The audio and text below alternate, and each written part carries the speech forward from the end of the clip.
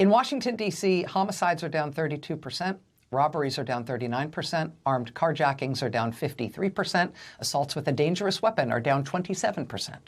In Washington, D.C., the rates of burglaries and assaults with a dangerous weapon are at their lowest point in 30 years.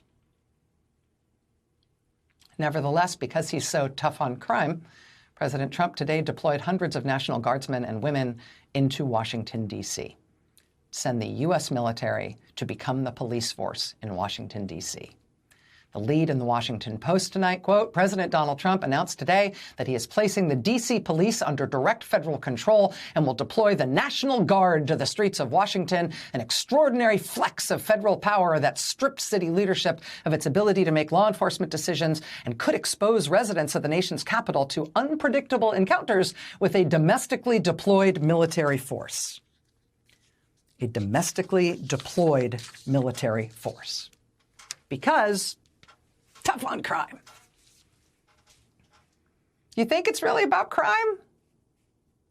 You think it's really about being tough on crime? Do you want to maybe track down the axe and machete triple murderer Trump just released to the streets of Orlando to go ask him if he thinks it's about being tough on crime? Or you maybe want to pop in to ask Ghislaine at that Bureau of Prisons crown jewel facility that kind of looks like a community college? You want to go ask her? Think it's because he's so tough on crime?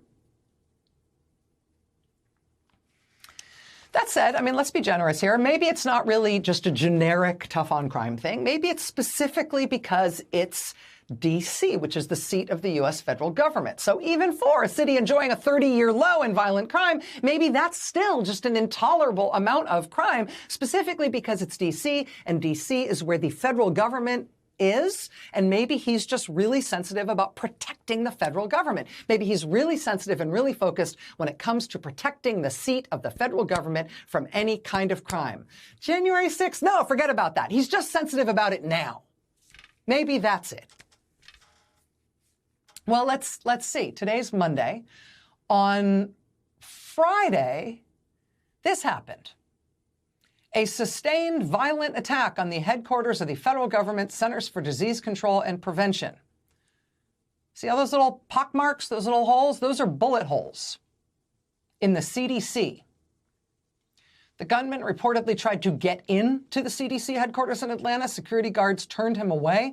He then drove to a nearby business, a nearby pharmacy, and took up a shooting position there. The Associated Press reports today that the man fired more than 180 shots into the headquarters of the Centers for Disease Control. More than 180 shots fired. He was found with 5 guns, including 4 long guns, and bullets that he fired at the CDC broke at least 150 windows. The bullets pierced blast-resistant windows in multiple buildings and spat glass shards into multiple offices. 1 police officer was killed. The gunman died as well. It's not clear if he shot himself or was shot by law enforcement. It is a miracle, obviously, that CDC personnel other than the police officer protecting them were not killed. The head of the agency that includes the CDC, Donald Trump's health secretary, Robert F. Kennedy, posted this online after the shooting. Then he posted this one as well. This is what he was posting the day after the shooting at the CDC, when a gunman fired more than 180 bullets into the headquarters of the Centers for Disease Control. This was the reaction of the man in charge of that agency. This was his response. It wasn't until later and after he finished posting his fishing pictures that he got around to expressing condolences for the, shooting or whatever. This major attack on a federal government facility, again, 180 shots fired into the CDC. This major attack on a federal government facility has so far garnered no response whatsoever from President Donald Trump, let alone an armed response into Atlanta, where the CDC headquarters is. But he did send in the National Guard to Washington, D.C. today because tough on crime, you think? Maybe it's not about crime. Maybe it's not about defending the federal government from threats, right? Maybe it's not about that. Maybe it's not about crime. Maybe it's not about any other thing he might voice. Maybe it's what you can see with your own two eyes. Maybe it's that he really enjoys using U.S. military force against American civilians on American soil and wants any excuse to do it anywhere he can. Watch what they do, not what they say. Because, I mean, given what else he's done on the issue of crime, does it make sense that him sending in the troops for a military takeover of Washington, D.C. is about crime? I mean, that's what he said. But what do you think based on what he's done? Because meanwhile, while he's talking about crime, he has sent in the National Guard and active duty U.S. Marines to Los Angeles as well, right? Supposedly to save that city from protests against him. That deployment was so inexplicable and so palpably disconnected from its purported justifications that the LA Times reported on a spike in calls to the GI rights hotline, with military personnel telling that hotline they didn't want to be deployed to point guns at citizens. Military personnel telling that hotline they, quote, didn't want to be on the side of being armed occupiers in their own country. The New York Times reported the troops recoiling from Trump's use of them in Los Angeles. In more pungent terms, quote, at least one company commander and one battalion commander who objected to the mission were reassigned to work unrelated to the mobilization. Some troops became so disgruntled that there were several reports of soldiers defecating in Humvees and in the showers at the Southern California base where the troops are stationed, prompting tightened bathroom security. Tightened bathroom security. Despite that military triumph in Los Angeles, we've now got Trump using military bases now all over the country to hold massive new immigrant prison camps, which he is planning on military bases at Fort Bliss in Texas and Camp Atterbury in Indiana and Joint Base McGuire-Dix Lakehurst in New Jersey. Trump has also expanded huge swaths of Texas, New Mexico, and Arizona into what he's calling, quote, military zones, in which he's legally expanded the boundaries of local military bases into huge hundreds of miles long territories, where he's now given U.S. active duty troops the instruction and authority to stop and search and arrest Americans on domestic U.S. soil. Watch what they do, not what they say.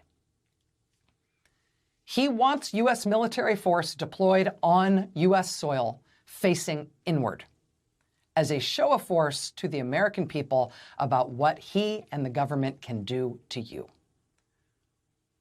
People in D.C. are already protesting against it. This was just today. Just as people in Los Angeles protested against it when Trump tried it there as well.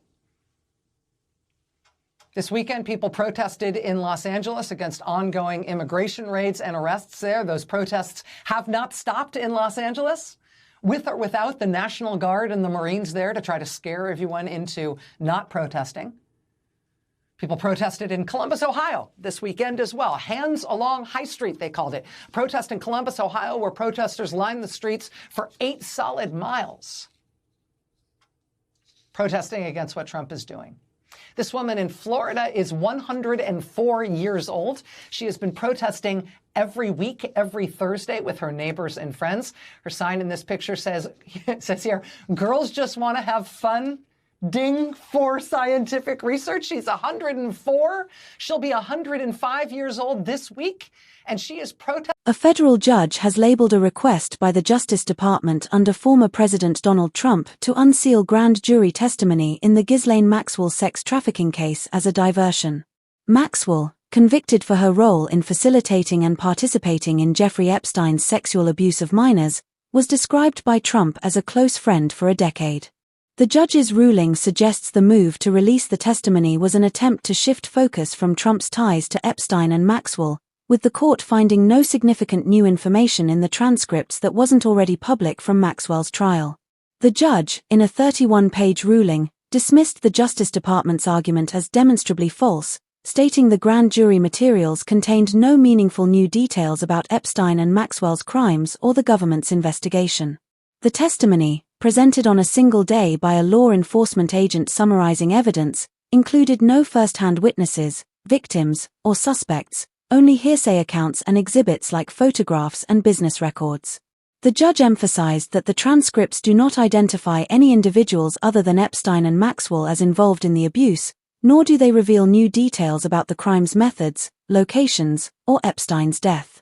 The ruling comes amid claims that Trump is orchestrating distractions to downplay his association with Epstein.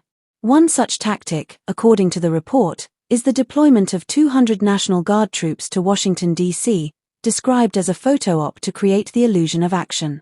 With the city already protected by 3,400 D.C. police officers, 1,800 Capitol Police, and numerous federal agents, the troop presence is seen as symbolic, aimed at pleasing Trump's supporters and diverting attention from the Epstein case.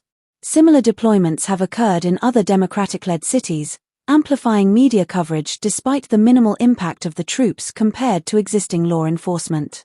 Maxwell, convicted on a 6-count indictment for her role in a decade-long scheme with Epstein to entice, groom, and traffic young girls, was accused of targeting vulnerable minors, normalizing their abuse, and personally participating in acts like instructing a 14-year-old victim on how to touch Epstein. She fostered a culture of silence, directing employees to ignore the abuse. Notably, Trump publicly wished Maxwell well after her charges, a statement that stands out as she remains the only convicted child sex trafficker to receive such sentiments from a U.S. president. Speculation surrounds a meeting between Maxwell and Trump's former personal criminal defense lawyer, now a high-ranking Justice Department official, which preceded her transfer from a Florida prison to a minimum security facility in Texas. This move, described as akin to a country club by a former prison official, has raised questions about potential promises made during the discussion, including whether Maxwell assured silence about Trump in exchange for leniency or a possible pardon. Maxwell's lawyers have since claimed she was a scapegoat, prosecuted only because Epstein died in custody, a narrative the judge's ruling refutes by detailing her proven role in the abuse. The judge's findings underscore that the Justice Department, under Trump's influence, sought to unseal grand jury transcripts already known to lack new information, reinforcing the perception of a calculated distraction. Prior Justice Department statements, including a memo from the Attorney General and FBI Director, concluded no further investigation or charges against third parties were warranted based on the Epstein files. As speculation grows about potential pardons in the final days of a Trump presidency, the judge's detailed account of Maxwell's crimes serves as a reminder of her culpability, countering any narrative that portrays her as unfairly targeted. The ongoing focus on these diversions highlights efforts to obscure Trump's historical ties to Epstein and Maxwell, keeping public attention on unrelated spectacles.